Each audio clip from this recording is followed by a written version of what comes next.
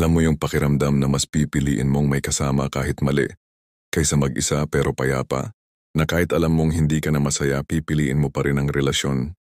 Kasi mas nakakatakot para sa'yo ang pag-iisa. Kung ganito ka, baka ito na ang unang sign na takot ka sa pag-iisa. Kaya ka laging nasasaktan. Kwento tayo. Si Rhea matagal nang nasa relasyon, hindi na siya masaya, laging away, laging selos, laging walang respeto. Pero kapag tinatanong siya ng mga kaibigan kung bakit hindi siya nakikipaghiwalay, ang sagot niya ay simple, ayokong mag-isa, mas okay na ito kaysa wala akong kasama. Sa tuwing iniisip niya ang ideya ng pagiging single, natatakot siya. Parang walang saysay ang buhay kapag walang partner. Kaya kahit mali na, kahit toxic na, kahit nauubos na siya, pinipili pa rin niya ang relasyon. Sabi ni Seneca, kung takot ka sa pag-iisa, lagi kang tatanggap ng kahit ano. Kahit basura, kahit sakit, basta lang hindi ka mag-isa. At ito ang problema. Hindi mo makikita ang tunay na halaga ng sarili mo dahil inuuna mo ang takot kaysa dignidad. Masakit kasi iniisip natin, kahit mali at least may kasama ako.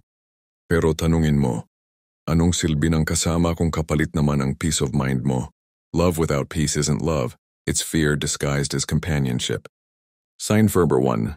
Kapag tinatanggap mo ang kahit anong relasyon, basta hindi ka lang mag-isa. Kung napapansin mong pumapasok ka sa relasyon kahit alam mong hindi ito tama, kailangan mong harapin ang core ng takot mo. Sabi ni Epictetus, freedom is the only worthy goal in life.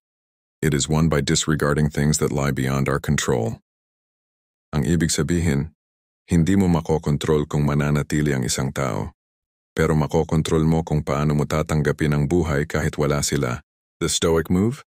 Practice being alone. Learn to sit with your thoughts. Build routines that make you feel fulfilled kahit mag-isa ka. Tandaan, ang pagiging single ay hindi pagkukulang. Ito ay pagkakataon para makilala ang sarili. Kung hindi mo matutunang mahalin ang pagiging mag-isa, palagi kang mahuhulog sa maling tao at palagi kang masasaktan. Normal lang magpatawad sa relasyon. Pero paano kung paulit-ulit kang nasasaktan at paulit-ulit ka ring nagpapatawad kahit wala namang nagbabago? Paano kung ang dahilan ng pagpapatawad mo ay hindi dahil deserve niya, kundi dahil takot ka lang maiwan at mag-isa? Kung ganito ang sitwasyon mo, baka ito na ang ikalawang sign na takot ka sa pag-iisa. Kaya ka laging nasasaktan. Kwento tayo. Si Paulo at Mira matagal nang magkasama. Si Mira, ilang beses nang nahuli si Paulo na may ibang kachat, may ibang kasama. At minsan pa, may ibang relasyon. Sa bawat pagkakataon galit si Mira. Umiiyak, nasasaktan, nangangako sa sarili na ito na ang huli. Pero ilang araw lang pinapatawad niya si Paulo. Bakit? Kasi sa isip niya, mas okay na ito kaysa wala akong kasama. At least andito pa rin siya. Paulit-ulit siyang nasasaktan kasi paulit-ulit siyang nagpapatawad. At sa bawat cycle mas lalo siyang nauubos. Sabi ni Epictetus, kapag paulit-ulit mong pinapatawad ang taong walang balak magbago, hindi ka nagiging mabuti. Nagiging alipin ka ng takot mo. Hindi forgiveness ang problema, kundi yung dahilan. Kung nagpapatawad ka kasi mahal mo, at nakikita mong may pagsisikap siyang magbago, that's love. Pero kung nagpapatawad ka kasi takot kang mag-isa, hindi yun love. Yun ay fear in disguise. Masakit kasi iniisip natin. Baka magbago rin siya balang araw. Baka ako ang makakapagpabago sa kanya. Pero Stoics remind us, hindi mo kontrolado ang ibang tao. Ang kontrolado mo lang ay ang sarili mong choices. At kung pinipili mong manatili sa cycle ng sakit, ikaw mismo ang naglalagay sa sarili mo sa apoy. Sign number 2. Kapag paulit-ulit mong pinapatawad kahit hindi na nagbabago, kung napapansin mong cycle na ang pain, forgiveness, pain, kailangan mong harapin ang totoo. Hindi takot sa pagkawala ang pumipigil sa'yo, kundi takot sa pag-iisa. At habang pinipili mong manatili, ikaw mismo ang kumakain sa sariling dignity. The Stoic move? Maging malinaw sa standards mo. Kapag nasira ang tiwala ng paulit-ulit, hindi mo obligasyon na manatili. Alamin ang difference ng tunay na forgiveness at ng takot. Ang tunay na forgiveness ay may kasamang pagbabago, effort at respeto. Kung wala nito, ang tawag doon ay self-betrayal. Forgiveness without change isn't love. It's just fear of loneliness. Na-experience mo na ba yung moment na kahit mali na ang trato sa'yo, tinitiis mo pa rin, basta lang hindi ka maiwan, na kahit binabaliwala ka, minamaliit ka, o nasasaktan ka, pinipili mo pa rin manatili kasi mas natatakot kang mag-isa kaysa mawalan ng dignidad? Kung ganito ka, Baka ito na ang ikatlong sign na takot ka sa pag-iisa, kaya ka laging nasasaktan. Kwento tayo. Si Leia matagal nang nasa relationship. Madaming red flags. Hindi siya pinapakinggan. Madalas siyang minamaliit sa harap ng iba. Minsan pa'y sinisigawan at tinatrato ng parang walang halaga. Pero bakit nananatili siya? Dahil sa isang simpleng takot. Paano kung wala nang ibang tatanggap sa akin? Paano kung tumanda akong mag-isa? Kaya kahit na araw-araw niyang nakikita na unti-unting nawawala ang dignidad niya, mas pinipili niyang manatili kaysa harapin ang ideya ng pagiging mag-isa, sabi ni Epictetus. No man is free who is a slave to his body. Kung idadagdag natin sa konteksto, walang malayang tao kung alipin siya ng kanyang takot. Kapag inuuna mo ang presensya ng isang tao kaysa sa dignidad mo, hindi mo na talaga pinipili ang love. Pinipili mo ang comfort ng may kasama, kahit mali na. Masakit kasi iniisip natin, okay na ito kaysa wala. Pero tanungin mo, anong halaga ng presensya ng tao kung kapalit naman ay respeto sa sarili? Love without dignity isn't love, it's submission to fear. Sign number 3. Kapag inuuna mo ang presensya ng iba kaysa sa dignidad mo, kung nararamdaman mong nawawala na ang respeto sa sarili dahil pinipili mo ang maling tao, kailangan mong huminto at mag-isip. Worth it ba ang kasama kung kapalit nito ang dignidad ko? Totoo bang mahal ako kung kailangan kong tiisin ang kawalan ng respeto? Sabi ni Marcus Aurelius, you have power over your mind and not outside events. Realize this and you will find strength. The Stoic move? Piliin mong unahin ang dignidad mo kaysa sa presensya ng taong hindi marunong magbigay halaga. Matutong magtiis ng loneliness kung ito naman ay magbabalik ng respeto mo sa sarili. Tandaan, ang pagiging mag-isa ay pansamantala, pero ang pagkawala ng dignidad ay unti-unting sisira sa'yo. Hindi selfish ang piliin ng dignidad. Sa Stoicism, ito mismo ang sukatan ng tunay na kalayaan. Takot tayong lahat mawalan ng taong mahal natin.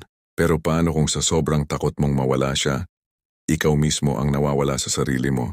Kapag mas natatakot ka sa pagkawala ng isang tao kaysa sa pagkawala ng sarili mong pagkatao, dignity, at peace, doon ka palaging masasaktan. At ito na ang ika-4 na sign na takot ka sa pag-iisa, kaya ka laging nasasaktan. Kwento tayo. Si Ken at Rosa matagal nang magkasama. Si Ken mahal niya si Rosa, o at least yun ang iniisip niya. Pero habang tumatagal, napapansin niyang para lang hindi siya iwan. Ginagawa niya lahat ng bagay kahit taliwas sa sarili niyang values. Kahit mali o lang siya, kahit nasasaktan siya, tinitiis niya, kahit nawawala na yung mga pangarap niya, pinapalit niya para lang manatili si Rosa. At isang gabi habang nag-iisa siya na-realize niya, sa sobrang takot kong mawala siya, ako mismo ang nawala. Sabi ni Epictetus, no man is free who is not master of himself. Kung mas takot ka na mawala siya kaysa mawalan ng sarili, hindi ka na malaya. Ikaw ay prisoner ng relasyon at ng takot mo. Masakit kasi iniisip natin, at least andyan siya, at least hindi ako mag-isa. Pero kung kapalit naman nito ay ang sarili mong identity, paano mo masasabi na mahal mo pa ang sarili mo? Sa Stoicism, ang pinakamahalagang ari-arian ng tao ay hindi pera, hindi relasyon, kundi ang kanyang sarili. At kung isinusuko mo ito sa takot, ibig sabihin hindi ka nagmamahal, kundi nagko-compromise para sa comfort. Love without self is not love. It's fear wearing a mask. Sign number 4. Kapag mas natatakot ka mawalan kaysa mawalan ng sarili. Kung nasa punto ka na ginagawa mong lahat para lang manatili siya, pero kapalit nito ay ang sarili mong kalayaan at identity, kailangan mong pumili. Sabi ni Marcus Aurelius, it is not death that a man should fear, but he should fear never beginning to live. The Stoic move? Huwag mong katakutan ang pagkawala ng tao. Katakutan mo ang pagkawala ng sarili mo. Piliin mong manatili sa relasyon na nagbibigay sa iyo ng space para maging ikaw, hindi yung kinakain ng buong pagkatao mo. Tandaan, mas mabuting mag-isa at buo ang sarili, kaysa may kasama pero ikaw mismo ang nawala. Pinakamalaking takot ng marami sa atin, yung mag-isa. Kaya kahit toxic na ang relasyon, kahit paulit-ulit ng sakit, kahit nawawala na ang sarili, kumakapit pa rin tayo. Bakit? Kasi hindi tayo marunong maging payapa sa sariling company natin. At ito na ang ika-5 sign na takot ka sa pag-iisa. Kaya ka laging nasasaktan. Kwento tayo. Si Nina, hindi kayang magtagal ng mag-isa. Kaya matapos ang isang breakup, agad siyang papasok sa panibagong relasyon, hindi dahil mahal niya agad yung bago, kundi dahil hindi niya matiis yung katahimikan. Kapag weekend, kailangan may kasama siya. Kapag walang ka-text, parang nawawala siya. Kapag mag-isa siya sa kwarto, hindi niya alam paano haharapin yung mga iniisip niya. Kaya kahit hindi tama ang tao, kahit hindi siya nirerespeto, kahit walang effort, tinatanggap niya, basta lang may kasama. Pero habang tumatagal, mas lalo siyang nasasaktan. At sa bawat gabi na mag-isa siya, lalo niyang nararamdaman yung emptiness na pilit niyang tinatakbuhan. Sabi ni Seneca, "He who is afraid of solitude is afraid of himself." Boom! Diretso sa puso. Kung hindi ka marunong maging payapa mag-isa, ibig sabihin may parte ng sarili mo na hindi mo kayang harapin. At dahil doon lagi kang dependent sa presensya ng iba para lang makaramdam ng halaga. Masakit kasi iniisip natin, normal lang naman na gusto ng kasama. O normal ang companionship. Pero hindi normal kung hindi ka na marunong maging buo kapag mag-isa ka. Dahil kapag ganito, kahit sino na lang papapasukin mo sa buhay mo, kahit mali, kahit makakasakit, basta lang mapuno yung emptiness. Love without inner peace isn't love, it's escape. Signed the River 5. Kapag hindi ka marunong maging payapa sa sariling company mo, kung hindi ka marunong maging payapa sa sarili mo, laging may tendency na papasok ka sa maling relasyon. At doon ka palaging masasaktan. Sabi ni Marcus Aurelius, "Nowhere you can go is more peaceful, more free of interruptions than your own soul." The Stoic move? Matutong maging masaya sa sariling company. Gumawa ng mga activities na nagpapasaya sa'yo kahit mag-isa. Practice solitude. Hindi para magdusa kundi para matutong makilala ang sarili. Tandaan, hindi mo kailangan ng ibang tao para maging buo. Kapag natutunan mo itong principle, hindi ka napapasok sa relasyon dahil lang sa takot. Ang taong marunong maging payapa mag-isa, siya ang tunay na malaya. At sa freedom na yon makakahanap ka ng tamang love. Hindi dahil kailangan mo kundi dahil pinili mo. Kung may natutunan ka sa video na to, i-comment mo ang salitang stoic. Kung handa ka nang yakapin ang pag-iisa ng walang takot. Basahin ko ang mga comments nyo at baka mapin ko pa ang sagot mo. Huwag kalimutang i-like ang video na to, i-share sa mga kaibigan na kailangan marinig to, at mag-subscribe para sa mas marami pang stoic mindset tips araw-araw.